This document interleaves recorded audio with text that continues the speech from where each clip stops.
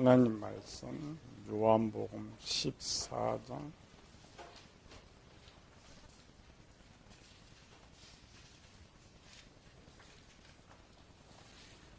요한복음 14장 1절에서 3절 말씀.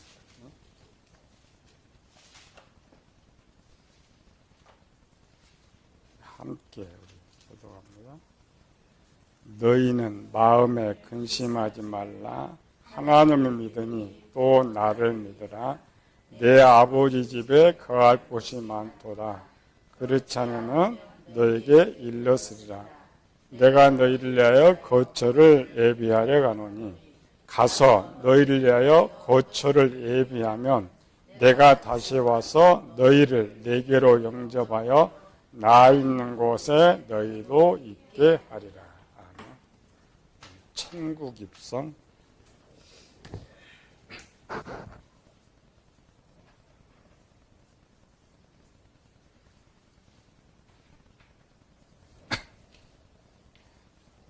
제목이 꼭 연말 제목이 딱 맞아버리면 천국 들어가라고 마지막.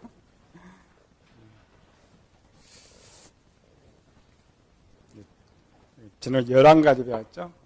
천국 입성 이제 원래 13가지인데 잘 외워놓으면 성경이 쉽다 했죠. 첫 번째 다시 예수님 우주 재림.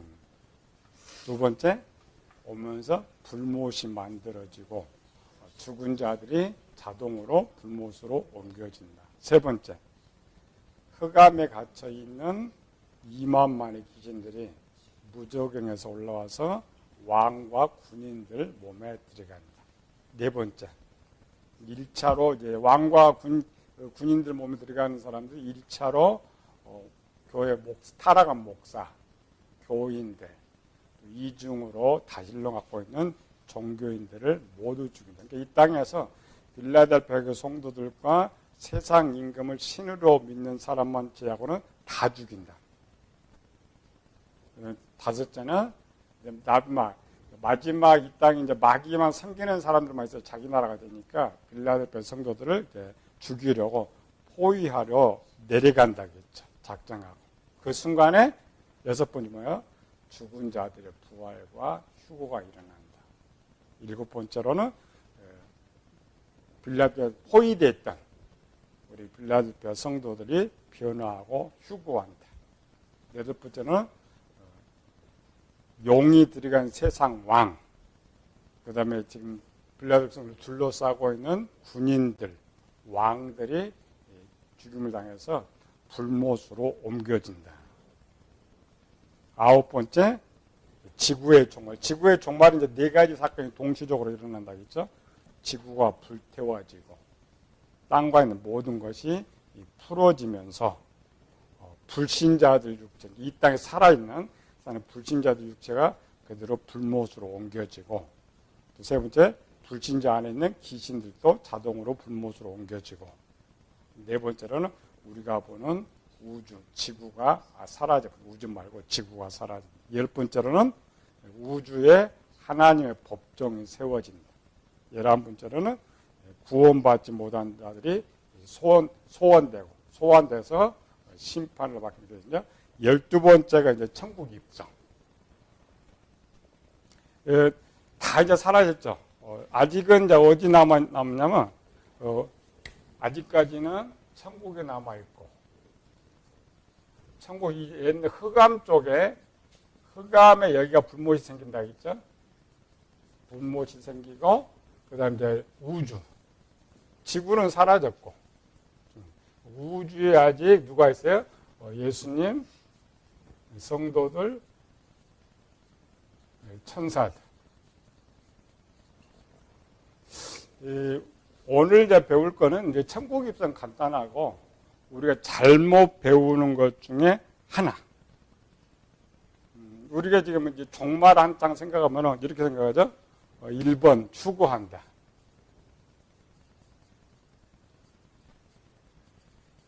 2번 휴고에서 뭐예요? 공중 혼인잔치.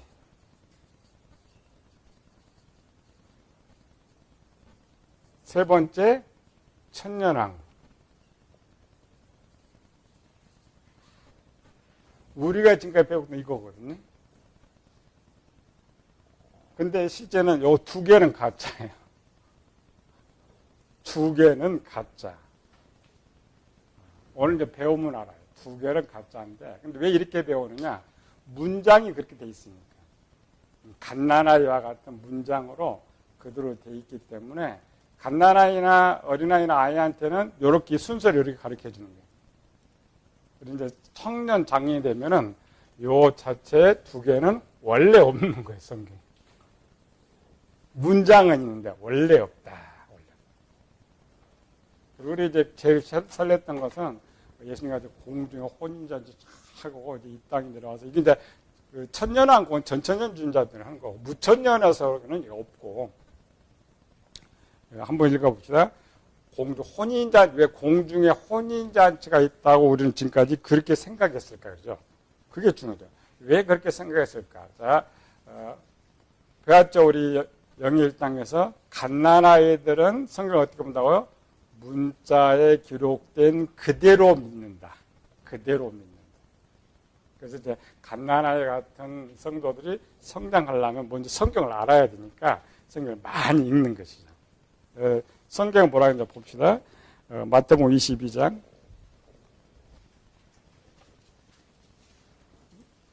두 개가 써졌어요. 혼인잔치라는 단어가 이제 비유로 써져 있는데, 마태복음 22장 1절 2절. 시작. 예수께서 다시 비유로 대답하여 이르시되 천국은 마치 아들을 위하여 혼인잔치를 베푼 어떤 임금과 같으니.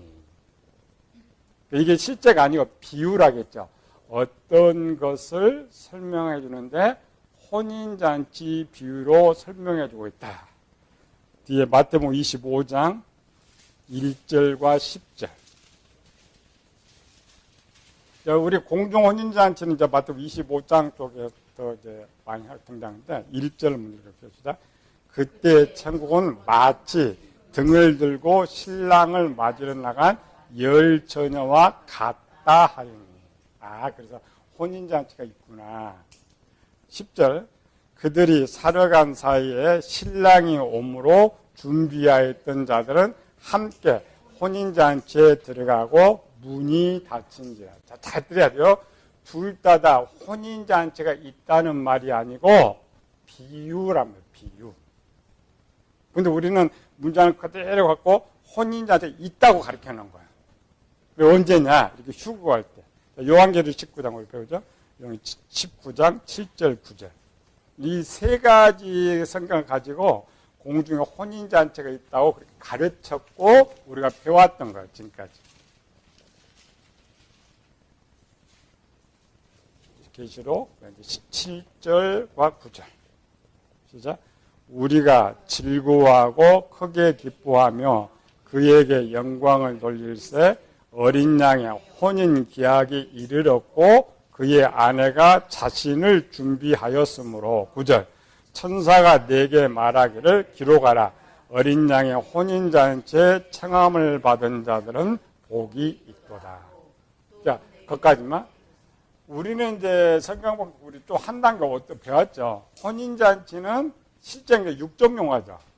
육종 용어는 진짜가 아니다. 그럼 이게 없다는 걸 알 수가 있는데 우리는 그런 걸 몰라요. 밖에 육종 용어인지 영적 용어인지 모르고 그냥 이 문장 그대로서 그래서 우리 빼놓고는 다 밖에 다 혼인잔치가 있다고 믿어야 또 그렇게 가르치고 그 근거가 이 세 군데 성경이라면 세 군데 성경. 자 봅시다. 다시 요한계시록 19장 다시 봐봐요. 7절. 우리가 즐거워 기뻐하는 그의 영혼이 어린 양의 혼인 기약이 이르렀고 그 아내가 자기를 준비하였으므로. 자, 여기서 아내는 단수가 나와요.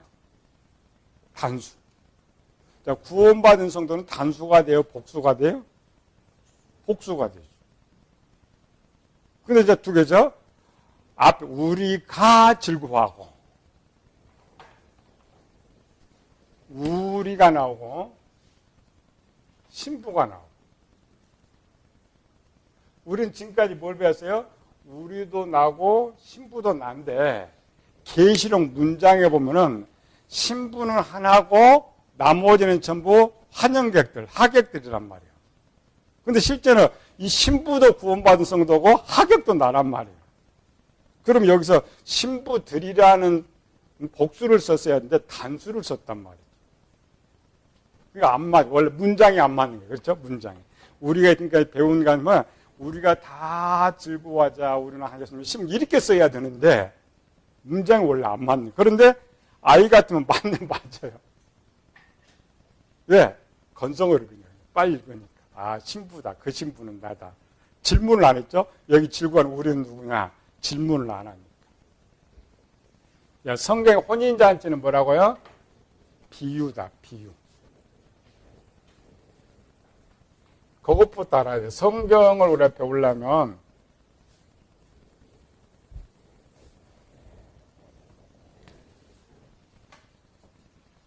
혼인잔치는 우리는 이제 하지만 여기 비유. 비유라는 말은 뭐야? 어떤 것이 있는데 어떤 것을 더 쉽게 설명해 주기 위해서 쓰는 것이 비유란 비유. 어떤 내용이 있는데. 그래서 성경 보면 비유라 해요. 비유. 우리 성경 보면 바로 말하고요. 혼인잔치는 육적 용어니까 요건 아니다. 그래 진짜 찾자. 우리는 이렇게 찾으면 되는데 일반 사람들이 이런 방법을 전혀 모릅니다. 전혀 모릅니다. 혼인잔치가 말하는 비유의 핵심은 요거요. 혼인잔치를 비유로 들었다면은 혼인잔치에서 가장 중요한 핵심 뭐예요? 기쁨.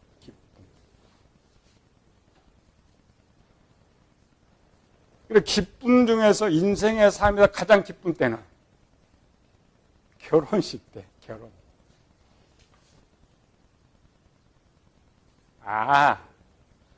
우리 성도들이 이 삶에서 가장 기쁨의 어떤 것이 있는데, 그 기쁨을 말로 표현할 수 없는데, 뭘로 표현하면 제일 쉽다고요? 결혼이라는 거. 그래서 비유를 쓴 거예요. 이걸 비유를 쓴 거예요. 실제 결혼이 있어서가 아니고. 그래서 비유예요. 비유라는 말은, 만약 아까 얘기했으면 비유가 아니었다면 진짜가 될 수 있어. 그러나 비유라고 말할 때 그렇지 않다. 또 하나, 마태복음 22장 30절 봅시다. 이건 성경에 말합니다. 우리는 성경을 가르치는 성경으로 답을 갖고 있어야죠.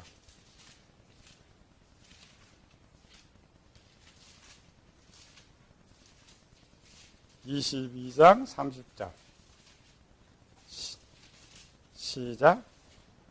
부활 때는 장가도 아니하고 시집도 아니하고 하늘에 있는 천사들과 같으냐. 이건 진짜입니다. 비유가 아니에요. 그러면 부활 때는 공중이 지금 휴거 때죠. 휴거 이후에 결혼한다 안 한다? 안 한다. 안 한다라는 말은 공중에 혼자 있다는 말이에요? 없다는 말이에요? 없는 거예요. 설교는 잘해. 부활 때는 시집도 안 가고 장가도 안 가고 이렇게 해놓고 계시록 꼭 하면은 혼인잔치 또 만들어내. 없는 걸 만들어내. 가장 기쁨의 순간. 그래서 혼인잔치가 뭐냐. 자, 지금 이 성경을 기록할 시대가 어떤 시대예요? 성경을 기록할 당시의 시대.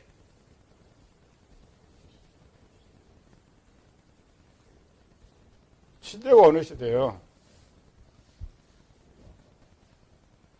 로마 시대. 로마 시대에 크게 로마 시대의 가장 기쁨의 순간은 언제일까? 모든 사람들, 로마 시민과 모든 사람이 가장 기뻐하는 순간. 옛날 로마 영화들 많이 안 봤어요? 코바디스. 장군들이 전쟁에 승리하고 돌아올 때 전쟁에 장군 맨 앞에 서고 군인들 쭉 앞에 서고 노마 시민들은 양쪽 쭉 해가지고 왕은 또 맞으러 나오죠. 그게 제일 클라이막스입니다.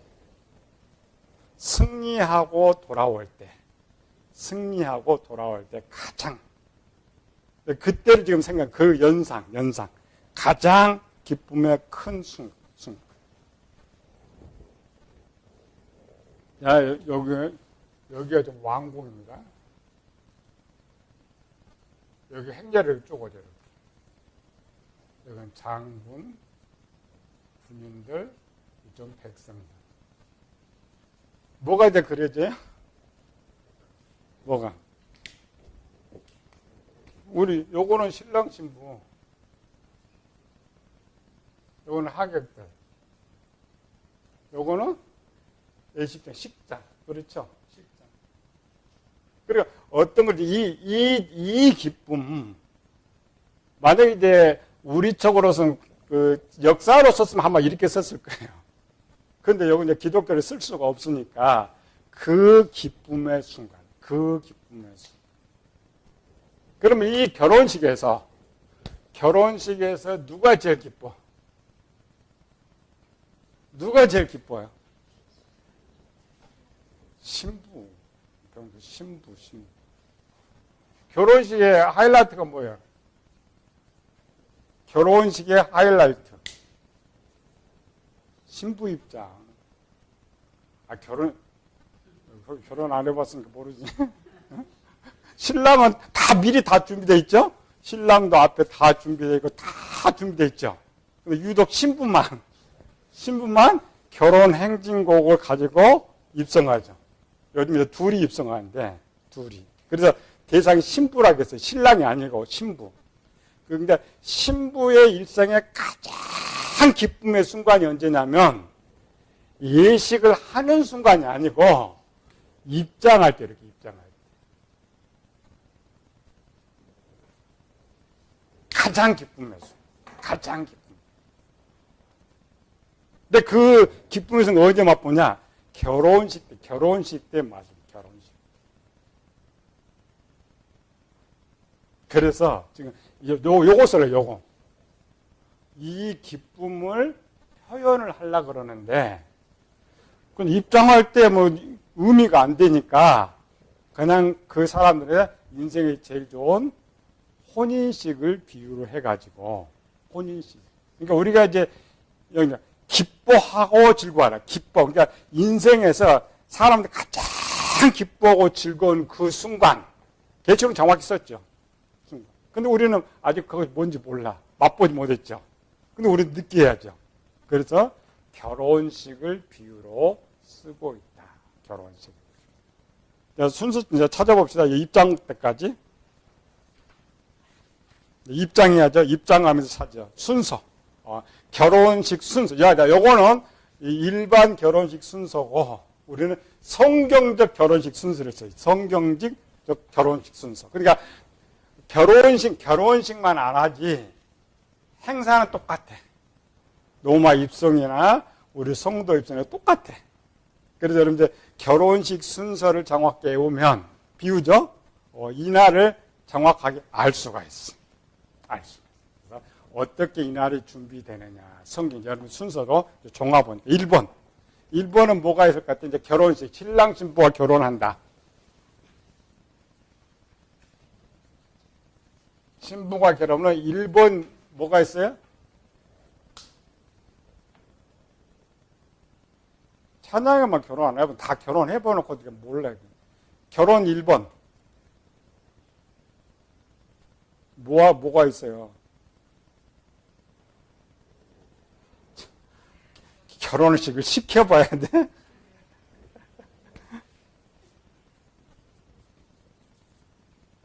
이게 제일 문제지. 처소. 결혼식은 뭐 어디 살 집이 있어야지. 예물이 아닙니다. 가장 먼저 집. 그렇죠? 결혼식 이렇게 한다고 하면 어디서 살까 없죠. 어디서 살까. 그래서 집이 준비돼야 결혼식이 되지. 준비되지 않으면 결혼식 안 되죠? 이런 술을 성경에 자서 기록해놨다고. 기록. 그거 참. 오늘 본문 읽읍시다. 요한복음 14장. 찾아보는 거야. 그래서 이 지금 결혼식의 모습과 비슷해야 우리가 착각했던 혼인잔치를 찾는 거예요. 14장 2절 3절. 시작. 내 아버지 집에 거할 곳이 많도다. 그렇지 않으면 너에게 일렀으리라.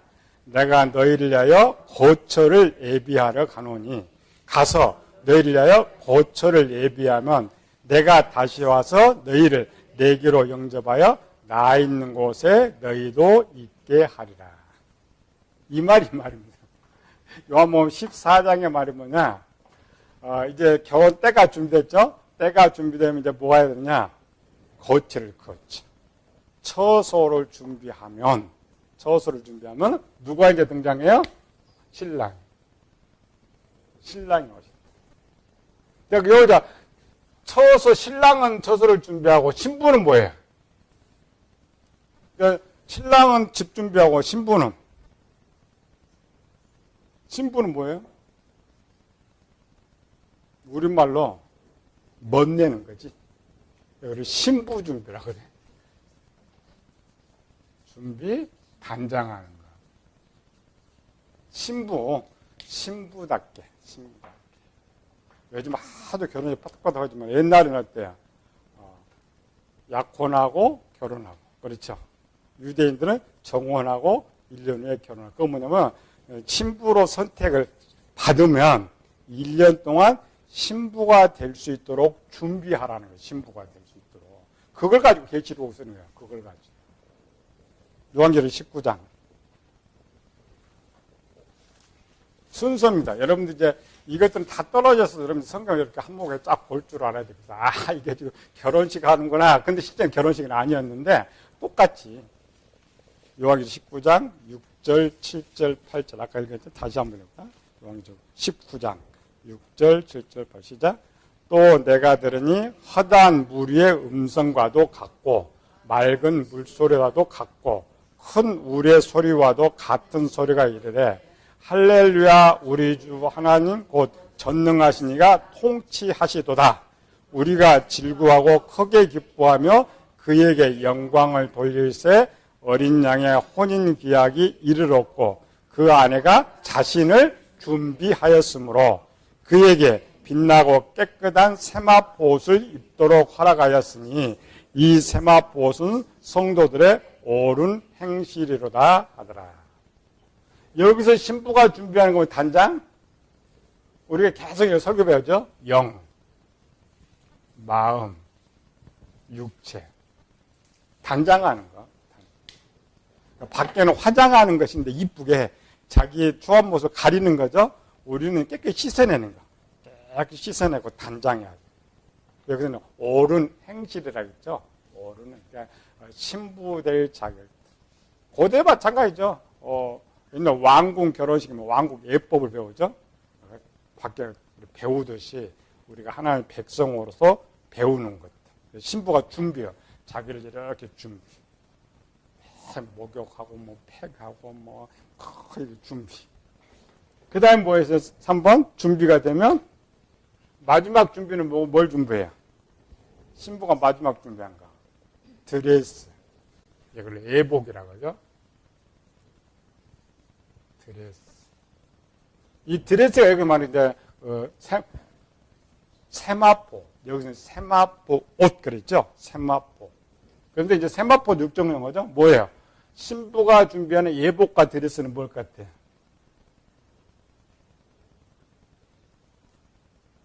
이걸 영체라고 그래요. 영체, 부활체, 변화체.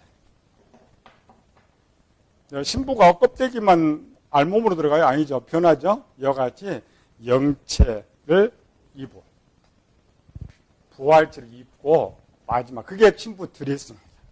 신부 드레스.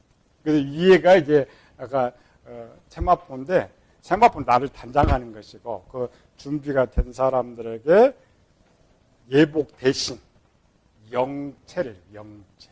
그래서 영체는 뭐예요? 빛이 나는 거예요. 네 번째 뭐가 있어요? 네 번째? 네 번째 뭐? 이렇게 준비되면 신랑은 여기 지금 준비되어 있다겠죠? 집중 준비해서. 신부는 뭐야? 입으면은 입장. 요거를 이제 지구는 어떻게 해요? 이렇게. 요거는 이제 성도. 요거 일반은 여기다 사람이 선택받으면 신부가 뭘로 변해요? 성도가 돼야죠. 신부죠. 성도가 딱 준비되면 여기서 변화체, 변화가 되면 요렇게 입장해. 예수님 여기 있죠. 똑같아. 결혼식과 똑같아. 결혼식은 아닌데 결혼식과 똑같이. 데살로니가서 4장 17절 신부 입장.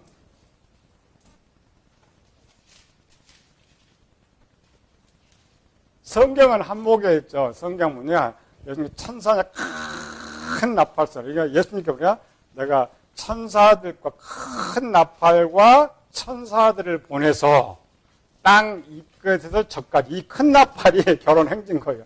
빰 부르면서. 그러면 신부가 쫙 올라가. 앞으로 들어간 것이 아니고. 17절 시작. 그 후에 우리의 살아남은 자들도 그들과 함께 구름 속으로 끌어올려 공중에서 주를 영접하게 하시리니 그리하여 우리가 항상 주와 함께 있으리라. 여기서 이제 끝까지 결론을 다 맺어놨는데 신부 입장. 똑같죠? 결혼식과 똑같아요. 그런데 이제 가장 중요한 것은 다 다섯 번째가 지금 다섯 번째. 이 결혼식 장소가 어디냐? 이 결혼식 장소가.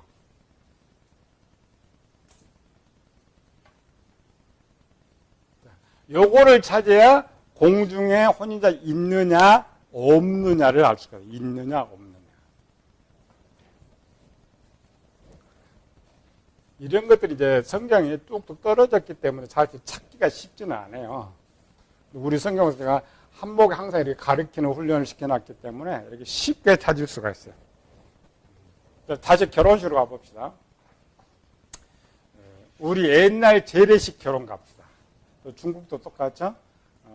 신부 신랑이 이렇게 맞절하고 우리 재래식 신부 신랑이 예식에 이렇게 예식. 맞절해. 그 다음 다음에 뭐 있을까? 맞절하면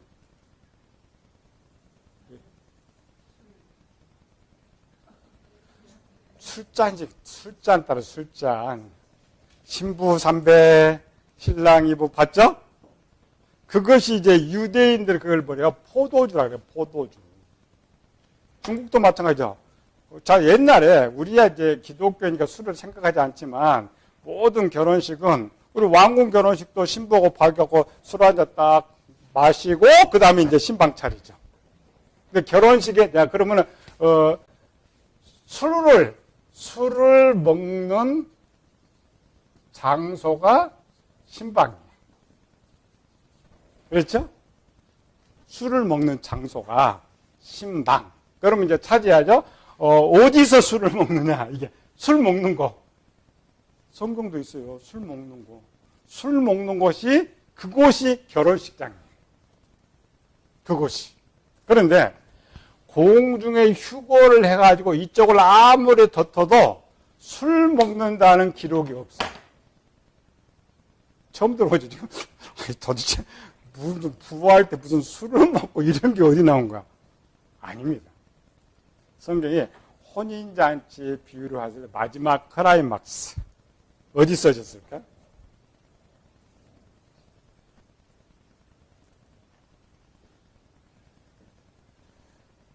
성경이 이제 예를 들은 거, 혼인잔치 예를 들은 거, 아까 그거 말고도 요한복음 2장에 가나 혼인잔치 나오죠. 가나 혼인잔치. 가나 혼인잔치에 술인데 뭐였어요? 포도주. 그러니까 포도주를 먹는 곳이 어디라고요? 결혼식장, 신방. 그럼 우리도 이제 이 포도주를 마셔야죠. 포도주가 어디가 벌써?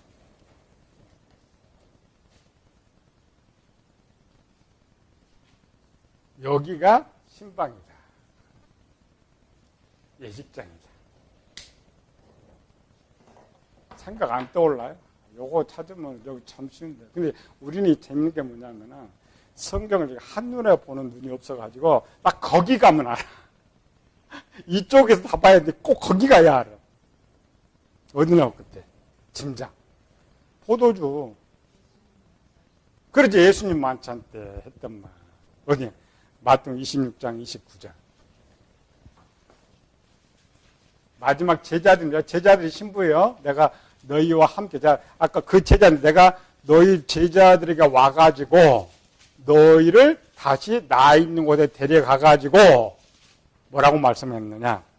29절. 시작.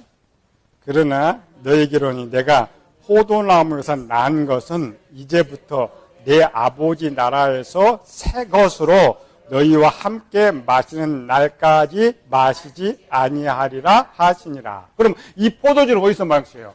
공중에서 마시는 거예요? 천국에서 마시는 거예요? 그렇죠, 천국. 근거입니다. 성경은 아주 정확하게 기록하고 정확. 그러니까 눈으로 보면은 뭐 재림하고 이런 것 같은데 오늘 결혼식과 보면 똑같아. 결혼식과 똑같단 말이에요, 형태. 그래서 이 천국의 입성까지의 과정을 이렇게 한목에 쓰지 않고 그냥 띡띡 띄워놓은 그냥 결혼식 하면은 여기 딱 들어가야 돼요. 결혼식 하면. 근데 우리는 결혼식을 공중에서 지켜버려요. 물론 이제 옛날 결혼식 보면 뭐 신부 집에 가서 결혼하고 신랑 그런 경우가 있죠. 그런 경우. 요즘 이제 결혼식은 또 많이 바뀌었죠. 자, 하나 더. 왜 여기가, 왜 이 천국이 신방이 돼야 되느냐? 신방?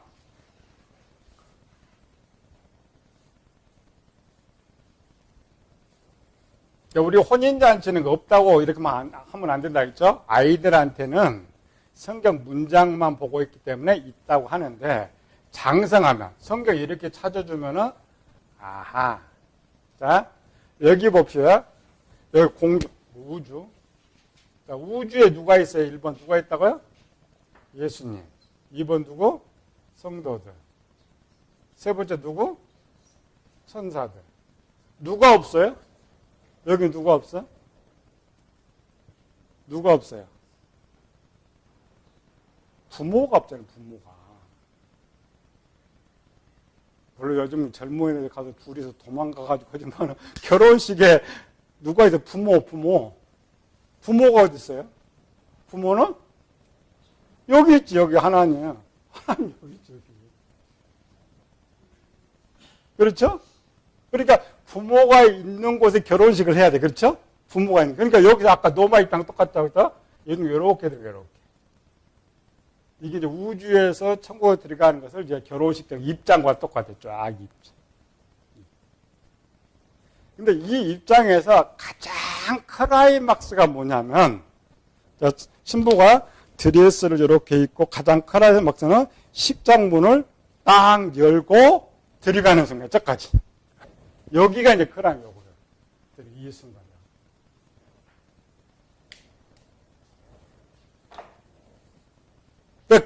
그 기쁨의 순간을, 요거는 말로 표현할 수 없습니다. 인간이 태어나서 이때에, 인간의 정말 어렵게 살던 이들이 정말 변화체를 입고, 저 천국에 들어간다고 하면서, 천국에.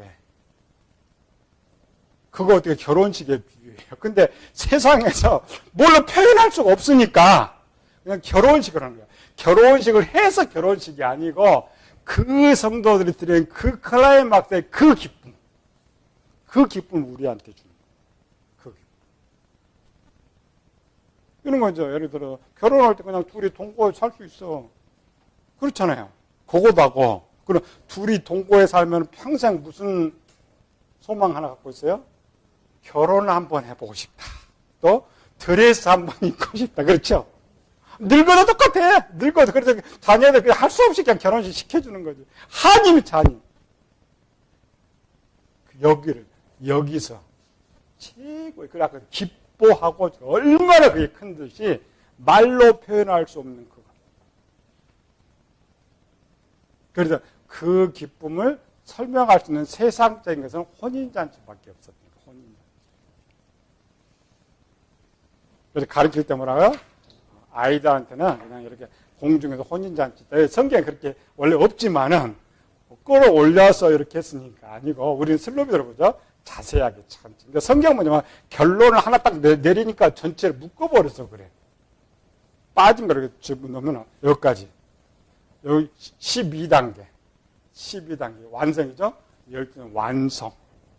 완성. 그래서 12단계 잘해와야 12단계 들어가야 입성이 12단계다. 그때의 기쁨. 그것을 결혼식. 결혼식. 그래서 천국은 결혼식이 원래 없다겠죠? 없는데 기쁨은 결혼식보다 더 큰 기쁨을 누린다. 더 큰 기쁨. 우리는 지금 다른 거를 좀 갖고 있는데, 이런 배운 이유는 뭐냐면은 지금 서문학교 예수님 도와주는 모습을 찾기 위해서 하는 거예요. 예수님이 와서 어떤 능력을 가지고 요걸 이제, 이런 예수님이 우리를 도와주는, 그걸 배우기 위해서 지금 먼저 배우는 거예요. 13번째. 10인이 이제 천국 입성했어요. 자, 천국 입성한 다음에 뭐가 되겠어요? 이제 뭐가 필요가 없어요? 우주가 필요 없죠. 우주. 그래서 그러니까 창세기 1장 2절 이전의 상태로 돌아가. 원래 이제 여기 하나님께서 원소가 나와가지고 다시 들어가는 것이 13번째. 13번째. 성경은 창조에서부터 지구의 보존, 지구가 사라지는 종말까지 성경을 자세하게 기록하고 있어요. 로마 11장 36절. 여러분들이 이제 착각한 것은 베드로서 보면 땅이 불로 풀어진다. 요거는 아니고 그 다음이 있는 거예요. 그 다음. 로마 11장 36절. 시작. 이는 만물이 주에게서 나오고 주로 말미암고 주에게로 돌아감이니라. 그에게 영광이 세세 있을지어다. 아멘. 그리고 이제 지구가 끝납니다. 완전. 현재는 이제 주로 세상에 있는 것이고 마지막 갔는데 이 마지막 순간에 이제 우리 지금 자세히 살펴보죠. 12개를 쭉 살펴봐요. 근데 지구가 이렇게 사라져요. 성경은 절대 거짓말이 않습니다. 다만 우리가 이제 가르치는 사람이 보는 저 찾아보지는 못하는데 그냥 13개를 정확하게 이렇게 외워놓으면 그 다음 성경에 보여. 진행되는 거. 마지막 정말 계시록이 우리가 쉽게 보이는 거죠. 기도합시다. 은혜로신 아버지 하나님 감사와 찬양을 돌립니다. 한 해가 끝나면서 우리 하나님께 우리에게 주시던 최고의 축복의 순간을 찾아봤습니다.